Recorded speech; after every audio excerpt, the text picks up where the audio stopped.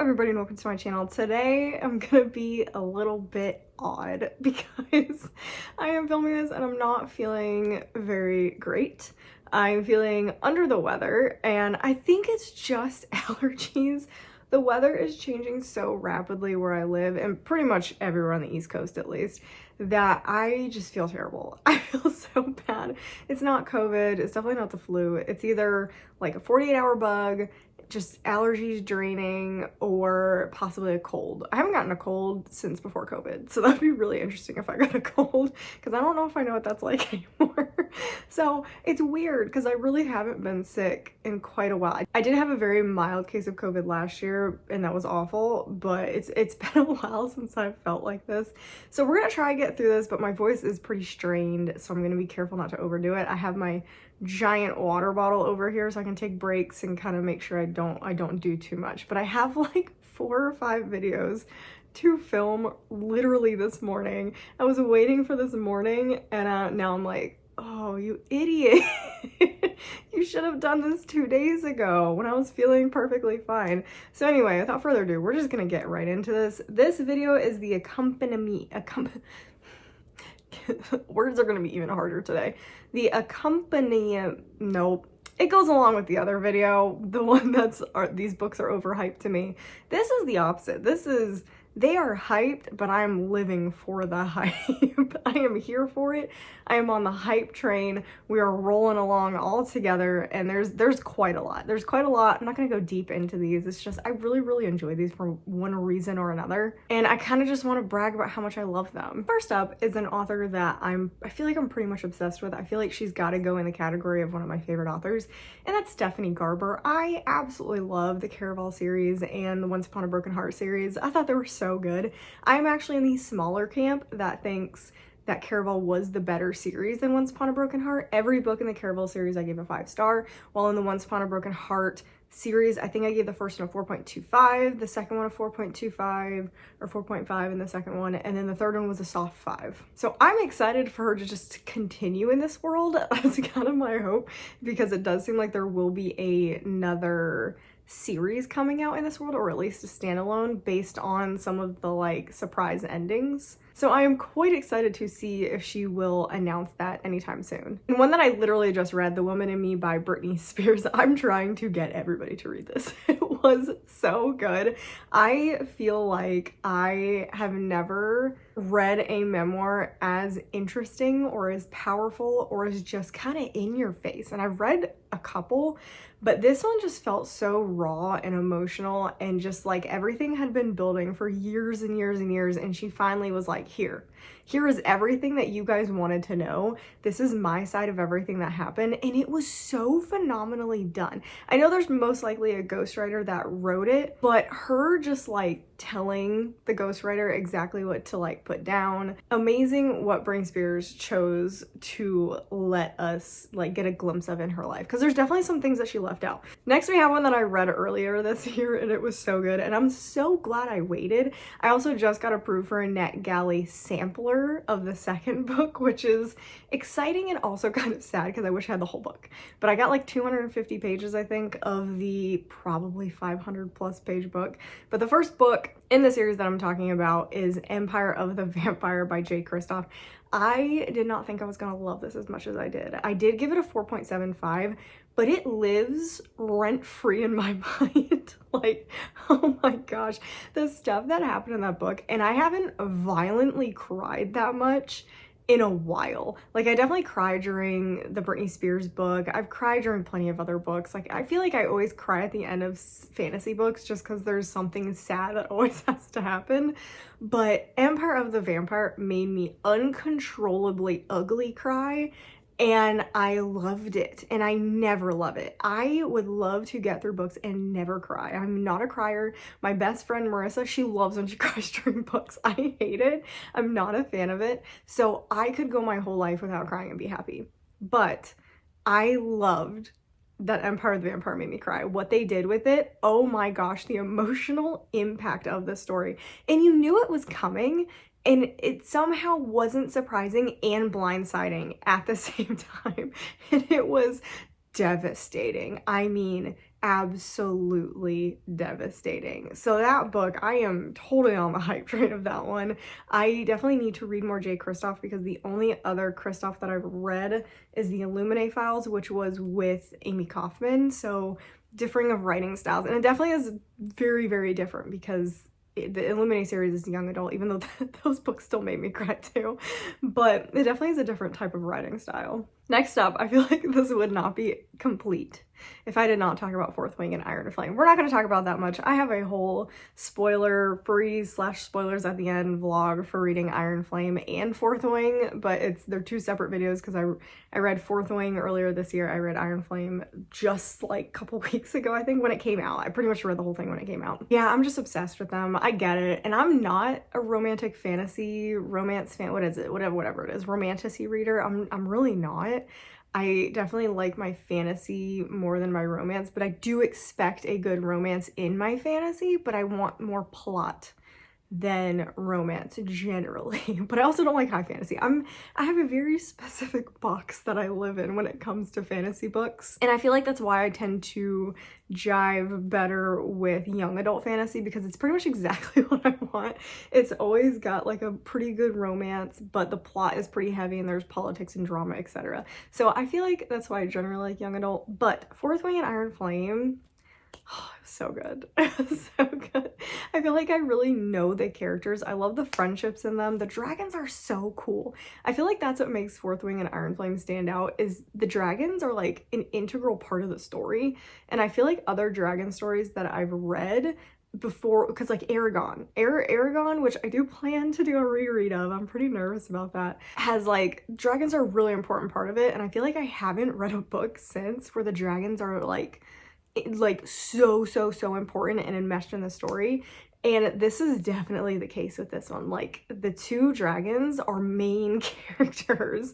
Like, they are main characters in these books, and I really appreciate that. The romance is really, really good, and I thought it was going to turn into a smut fest in Iron Flame, and that's when I was going to basically stop reading it. I thought Fourth Wing was a fluke, but it was heavy fantasy and plot and politics in the second book, which is why I feel like there's been a mix of reviews, because some people loved Fourth Wing and then read Iron Flame and absolutely hated it. And I'm like, I feel like Iron Flame may upset some of the romance girlies, because it is not heavy romance. Like, it's interspersed in there, but it is plot. It is plot heavy. So I really appreciated that. It went in the direction that I wanted it to go into. So I'm pretty happy about it. But yeah, I am riding that hype train all through all 5 books. And I'm so excited for the third one to come out, which I know is going to take longer than these were to come out, which is very sad. I'm very sad and stressed that we have to wait so long for the next one to come out. And I've got to mention Seven Husbands of Evelyn Hugo. That is probably one of my favorite books I've ever read. Like, ever. I'm obsessed with that book. I get why people don't like it. This is a weird one for me because this is not my genre. I don't like literary fiction that much and historical fiction, and it was both. But in reality, it's really this sweeping grand romance over decades. And I loved it. I loved it. And I loved Evelyn Hugo as a character, because she felt like the most real character I've ever read, because it really felt like reading the memoir of somebody, which is really cool. And I like memoirs. So that ended up working really well for me. But oh, it was so good. If you've been on the fence about reading The Seven Husbands of Evelyn Hugo, this is your sign to read it.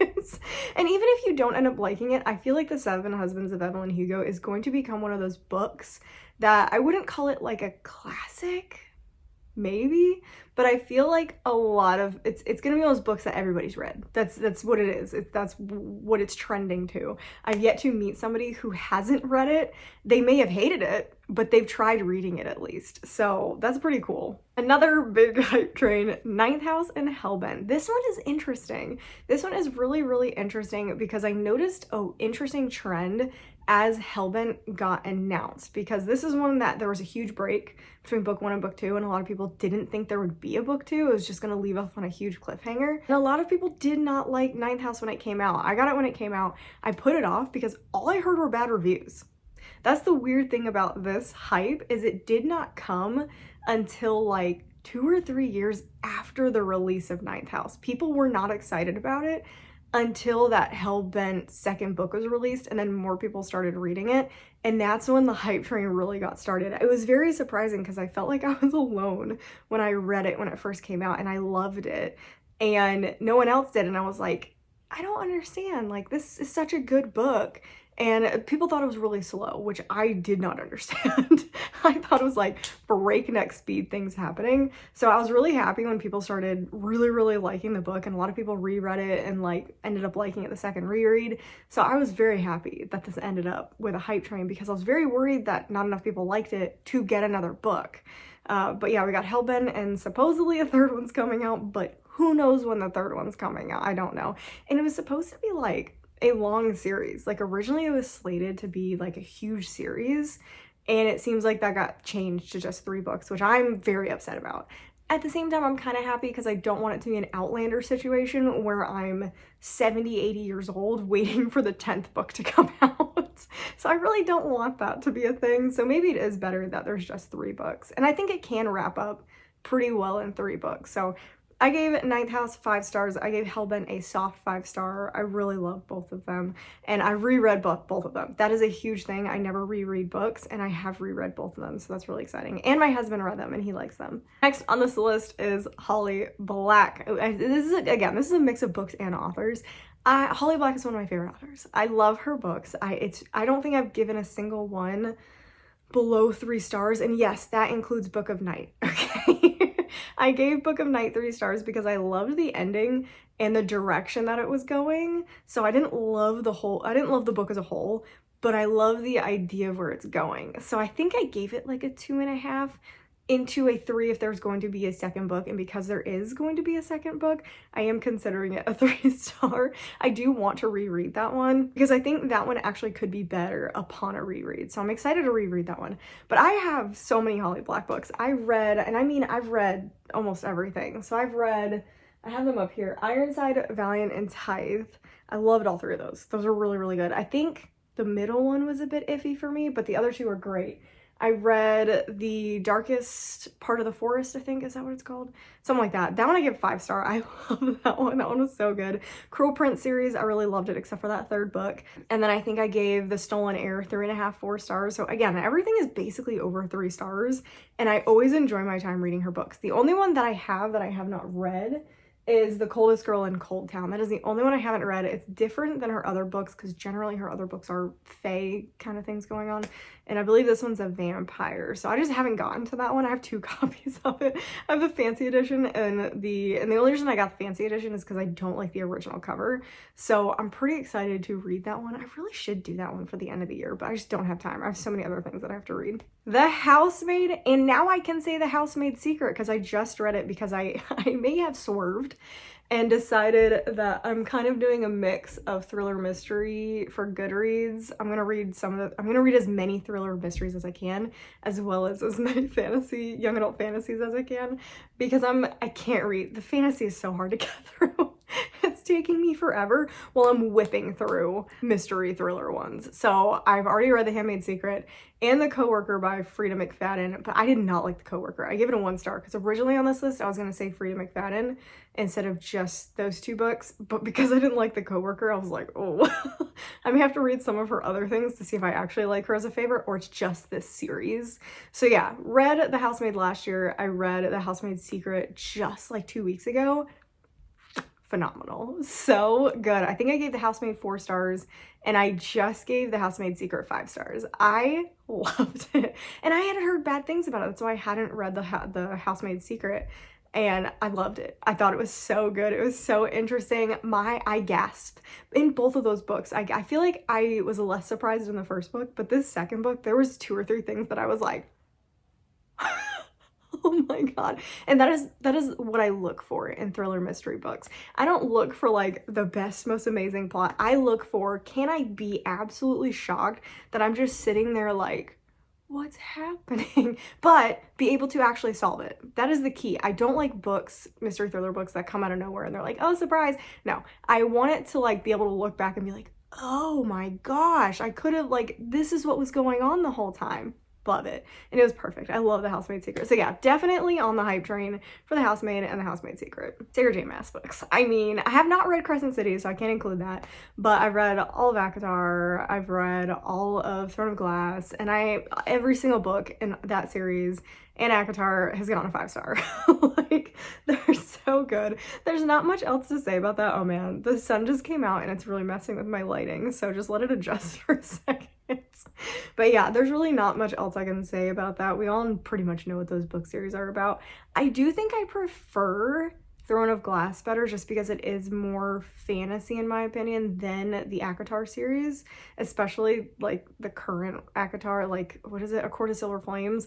That was probably my least favorite. I still loved it. It was definitely my least favorite and more to me a romantasy than a fantasy book. While the Throne of Glass series to me is a fantasy series, and I really, really love that one. So I'm just a big fan of her writing. Ali Hazelwood adult books. I'm putting that in here because I just talked in my Overhyped video about Check and Mate. I hated it. I gave it a 2.5. I did not like that book. So Ali Hazelwood, but her adult romances, they're just so addicting. Although I have not had as much success as the first book. I gave The Love Hypothesis 5 stars, easy. That was an easy 5-star for me. And then I think the second one was my least favorite. I don't remember what they're called. The second one, I still think I gave a 4-star. I still liked it, but it was definitely my least favorite of the 3. And then the current one, I think I gave like a 4.5. It just wasn't there for me, but it was close. It was very, very close. I really liked that one. So definitely Ali Hazelwood books. They're just so addicting. I read them the second they come out. Adult romances, not the young adult romance, the adult romances. Lore Olympus, I love that series. I actually stopped reading it on webtoons because I was way ahead of the book releases. So now I'm hoping by the next volume that comes out, I won't know what's going on. So because I stopped reading them, I really want to start like reading it with the release of the books because I think that's more fun. So I'm hoping by the next volume, I think I won't know exactly what's going on, which is really, really exciting. But I'm addicted to those books.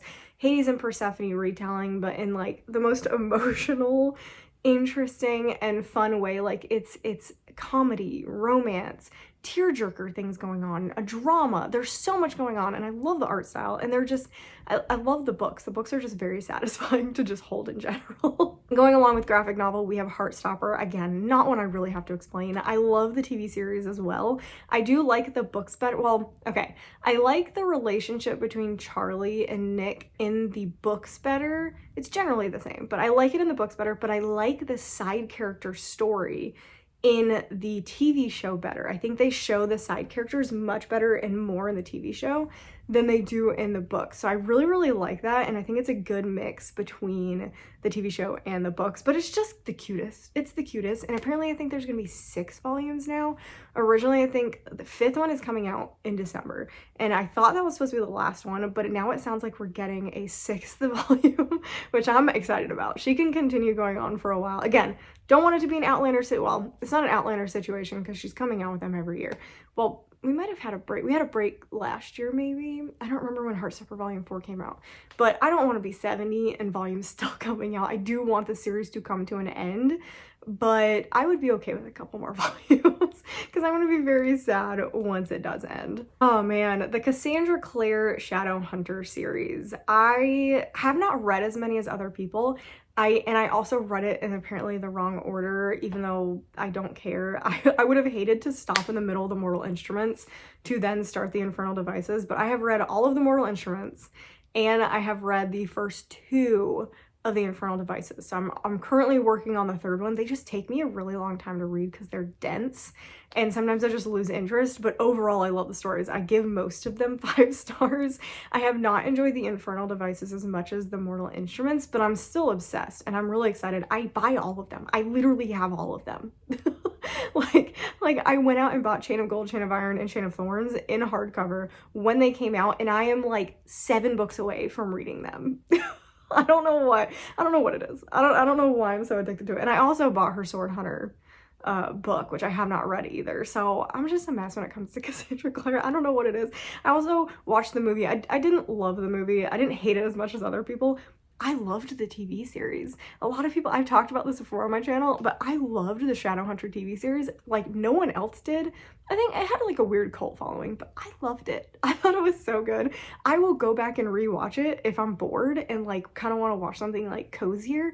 I'll go back and rewatch it because I really, really liked it. So yeah, I'm definitely on the Cassandra Clare hype train, and I probably need to slow my roll a little bit and chill out when it comes to them. I'm hoping she doesn't come out with a Shadowhunter book for a while so I can actually catch up and read them as they come out. We're down to our last two, but Margaret Rogerson, absolutely love her books. Enchantment of Ravens, which I hated the first time it came out. I really did not like it. I didn't get it. And then upon reread, it was a 5-star. I don't know what happened when I was reading it the first time or when I was reading it the second time, but I'm obsessed.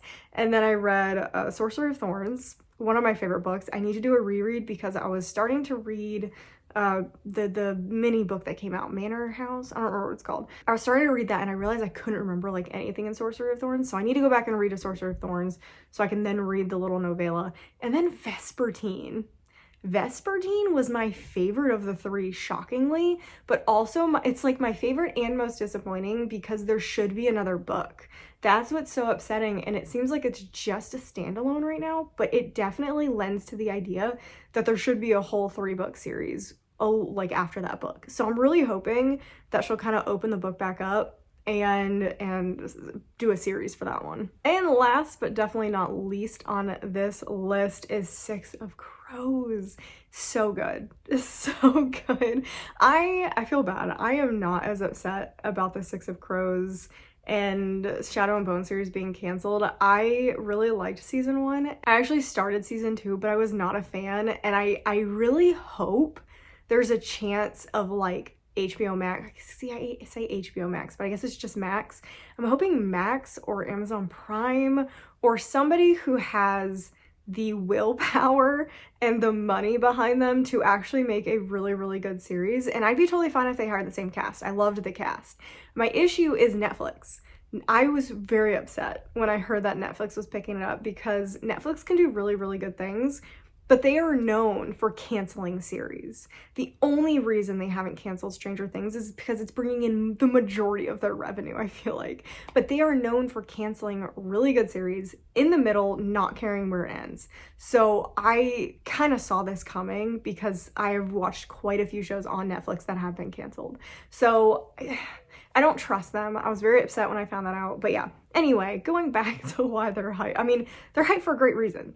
And it's just Six of Crows and the second book, Crooked Kingdom. I'm not talking about the rest of the books. I am just talking about those two because they are so good. They are so, so good. A heist, and it's really hard to find a really good heist book. So that was another reason I really, really like this. I love heist books. I love heist movies. I love everything heist. It's just so interesting. I love the planning process and like, it's just cool. It's so cool.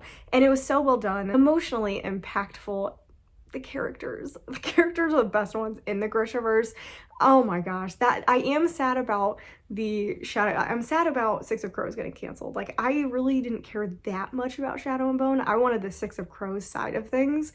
So I am sad about that being canceled, but again, I have my fingers crossed that someone else will see what this series is worth and see if they can buy it from Netflix, because the series deserves so much better, like so much better than the treatment it was given at Netflix. So yeah, anyway, I feel like that was a downer talking about, but I love that series, and that is the entire list. Those are my overhyped, but to me, like hyped enough, not hyped enough in some cases, books that I really just love. I absolutely love these books. I get the hype. I'm all the way on the hype train. I hope I find more books that I'm just on the hype train, riding along with everybody else. I love loving books with everybody else because you can talk about it excited. It's great. I love it. And that is everything that I have for you today. Let me know down in the comments if you liked any of these, didn't like any of these, if you would like to be on the hype train for any of these, if there's any that you're on the hype train for that I missed personally, because there's definitely some that I could miss.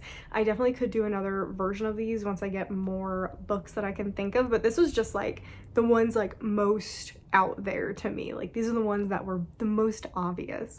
So yeah, that is everything. Make sure you like the video if you enjoyed it. Make sure you subscribe so you don't miss any future content, and I will see you guys in the next video.